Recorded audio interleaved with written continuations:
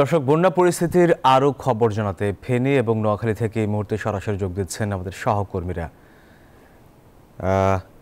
দর্শক, এবার যেতে চাই নোয়াখালীতে। সেখানে আছেন আমাদের সহকর্মী আকবর হোসেন সোহাগ।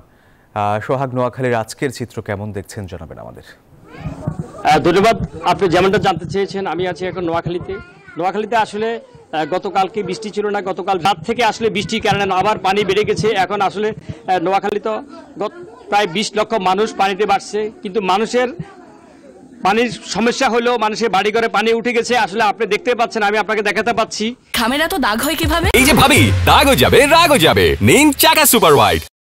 চাচ্ছি যে মানুষের ঘর দরজাগুলা সবগুলা পানিতে ডুবে গেছে। মানুষ এখনো গৃহবন্দী অবস্থায় এই সকল মানুষ আছে। আসলে একদিকে মানুষের খাদ্য সংকট, অন্যদিকে মানুষের জীবজন্তু সাপের ভয়ে মানুষ আতঙ্কে আছে।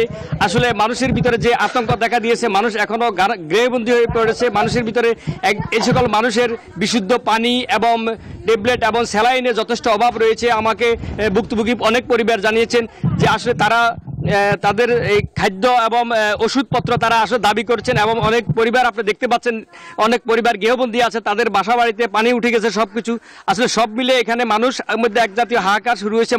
মানুষ তারা খাদ্য, বিশুদ্ধ পানি এবং ট্যাবলেট সহ বিভিন্ন ধরনের জিনিসপত্র তারা দাবি করছে, এবং সরকারি বেসরকারিভাবে আসলে বিভিন্ন স্বেচ্ছাসেবী সংস্থা সাহায্য সহযোগিতা এগিয়ে আসছেন। আসলে অনেকে এখনো সরকার যে পরিমাণ দেওয়ার কথা ছিল আসলে সে পরিমাণ দিতে পারছে না। এর পাশাপাশি বেসরকারি প্রতিষ্ঠানগুলো এগিয়ে আসছেন। আমি এই দেখছেন নোয়াখালীর সার্বিক চিত্র। সব মিলিয়ে নোয়াখালীর পরিস্থিতি এখনো